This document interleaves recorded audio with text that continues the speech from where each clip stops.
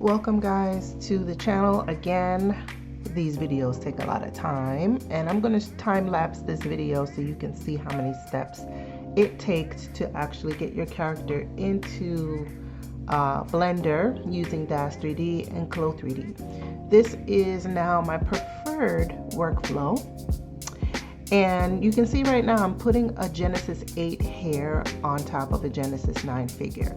That is doable. You may have to do a little bit of adjusting, so just make sure before you export that everything is working properly. Right here, I'm trying to do something with the parting, but doesn't quite work out the same, so I think my settings are a little bit off. I actually see now what I was doing. I wasn't having the hair highlighted. So just go in, use your same Genesis 8 products where you can on your Genesis 9 figure. I did have a little bit of a problem, I'll say it like this, feminizing the new Genesis 9. As you can see, I tried my best to give her the body shape that is desirable. I think with the chest, I think a lot of people have a problem with the chest area, that it is too flat looking and not round enough. There are some shaping morphs that you can use for your shaping of the actor that will help it get a little bit more feminine, but that is something nuanced, something that you guys have to really figure out as you're creating your projects. So I am putting the earrings of Genesis 8 on as well, and for the most part you can use a lot of the accessories without too much of a hassle, and just kind of just make sure that you're selecting the Genesis 8 character. You may have to reposition them a little bit, but once you're exporting your character, if it is on in the right position, everything should work fine in the other programs. So now here I am just trying to give it a little bit of a metallic look. A lot of times when I'm working, if something takes too many steps, then I kind of just move on and leave it either as is. Right now I'm just looking at the scalp because sometimes the scalp is not fitting. So I might even go in and resize the scalp and just make sure that there's no collision, because the collision will show up in CLO3D. As you can see, we're in CLO3D. I have the monochrome figure on. I'm not going to do too much of a intense pattern. This is not really for pattern making. You will see that I adjusted sort of, kind of, but it is going to be a close fitting dress, as you guys saw from the thumbnail.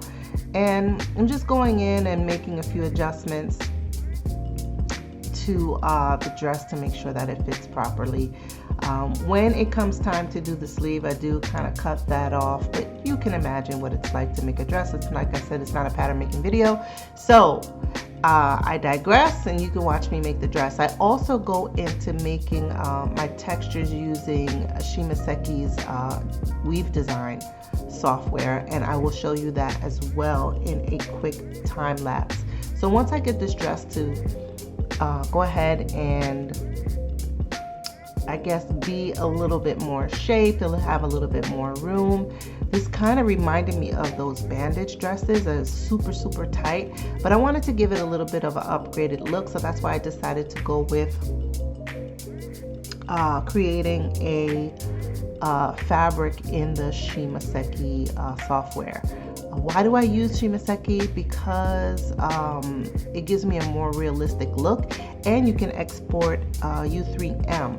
So as I'm going to show you the software it is, they are sponsoring me to showcase the software, so just so you know, but you know, I still love to use it. So it's not a big push for me to kind of show you guys this. So once I got the dress ready, I'm going to go in and I'm just going to block out what fabric I want where. The sleeves are there, and you can see I did a little bit of a twist in the sleeve so that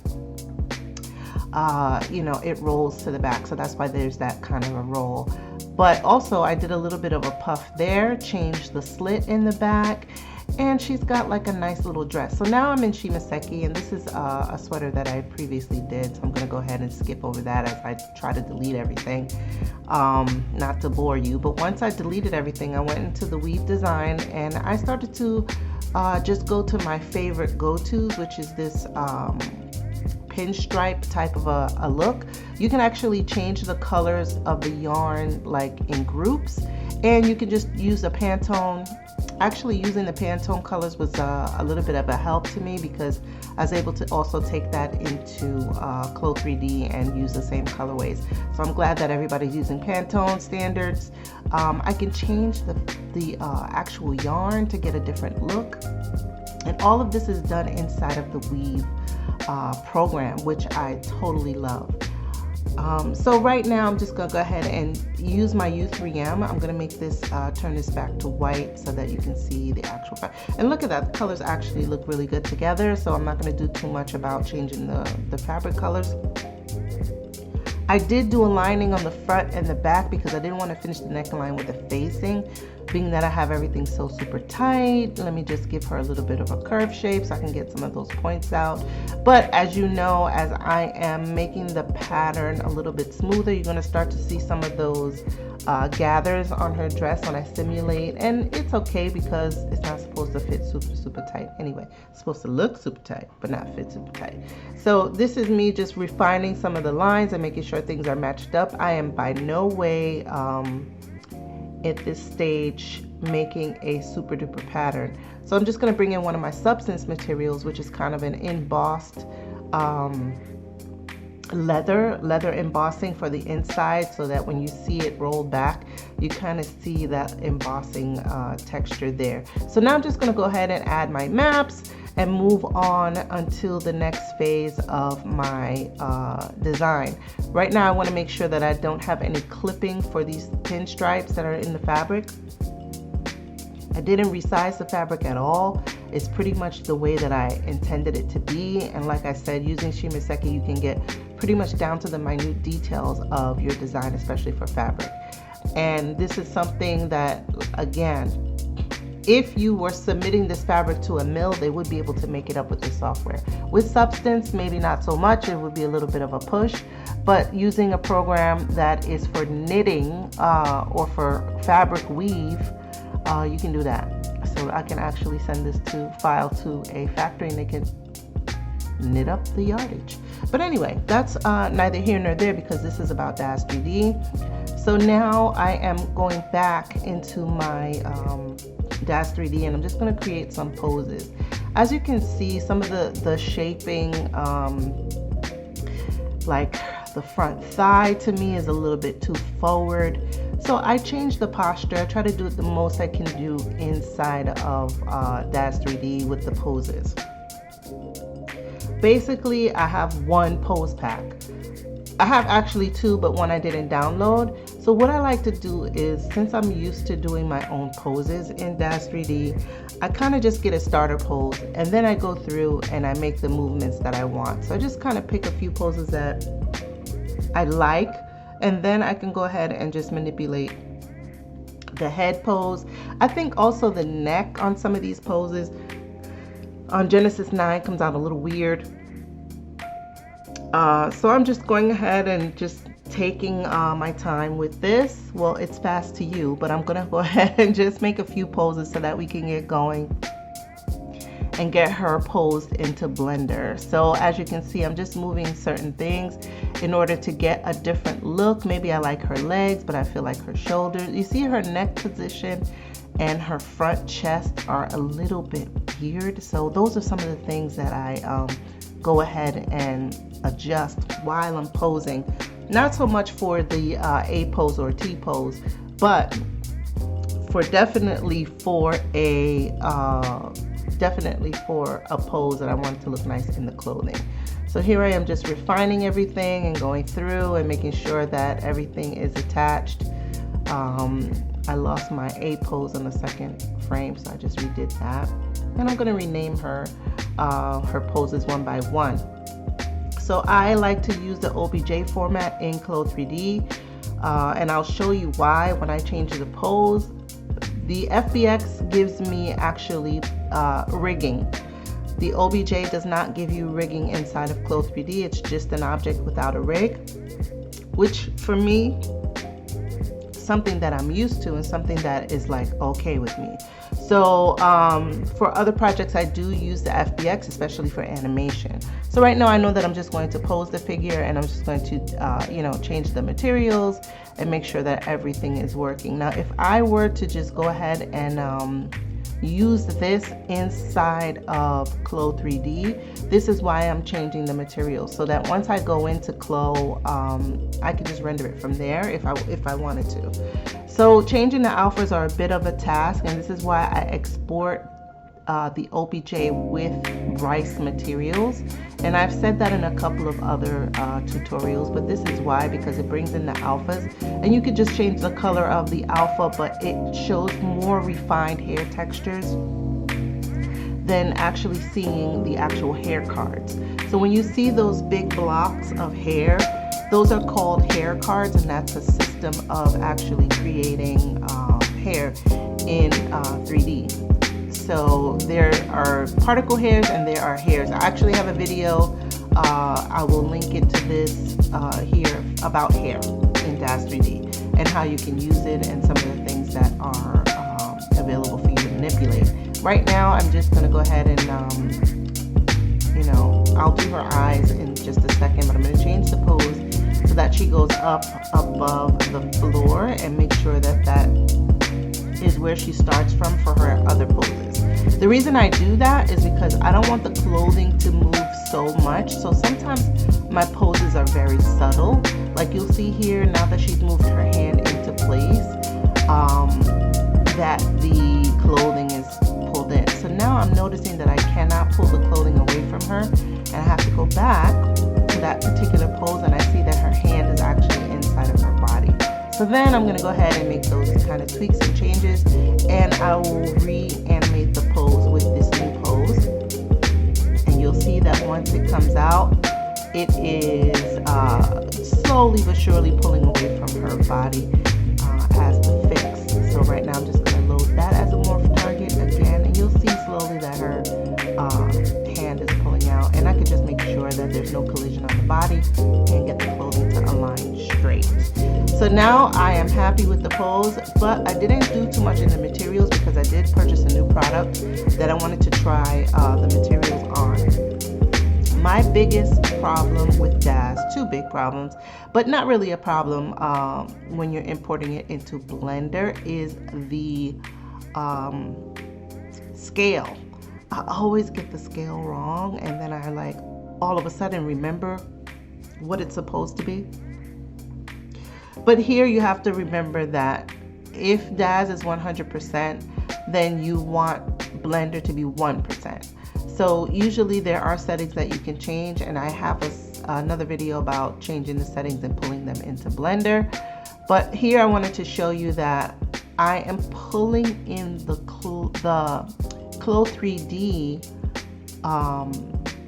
the CLO3D avatar. Right now I'm just changing the lighting, so don't worry about that. That's easy HDRI, and I'm working with that as a new product, and I'm changing the background scenery and all of that. So this is what I'm doing, but I can explain to you that I first export from DAZ my complete look with the avatar included. And then I go in and I import the same avatar from DAZ. Now that avatar from DAZ has all the materials, as you can see.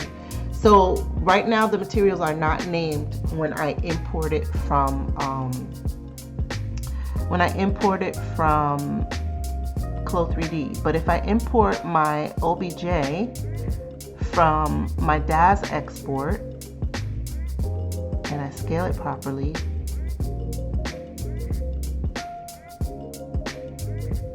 it comes in the exact same size.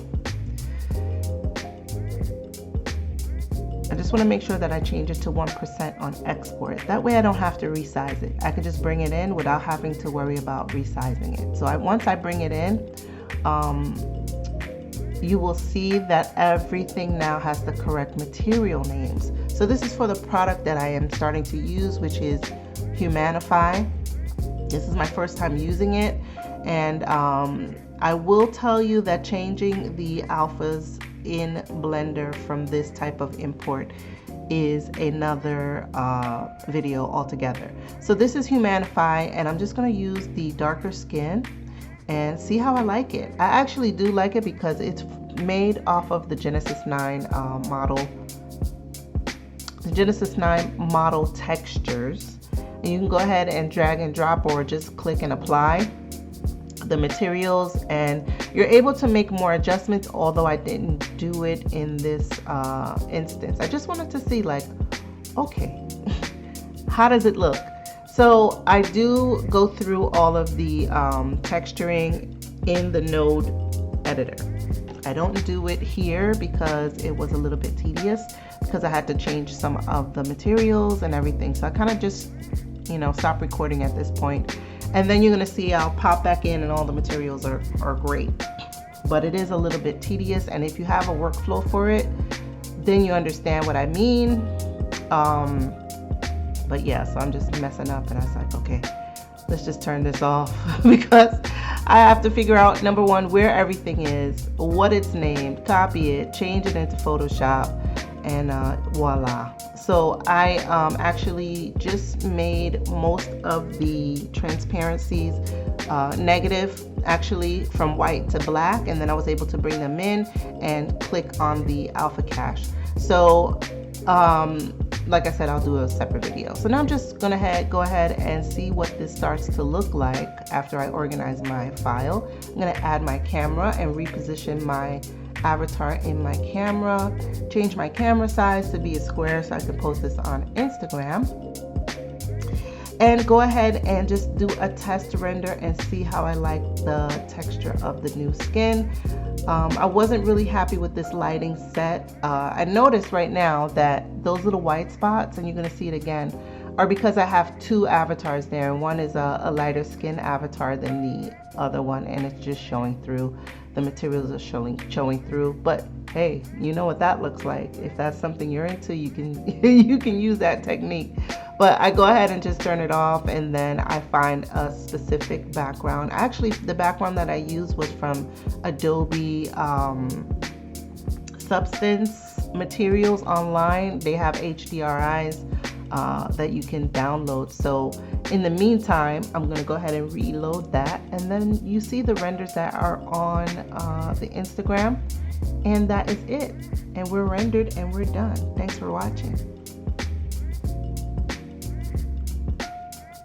If you guys didn't know, I started a podcast called Digital Fashion Society. So scan the QR code and you will be taken directly to Spotify, and you'll learn more about fashion and how to get started in 3D.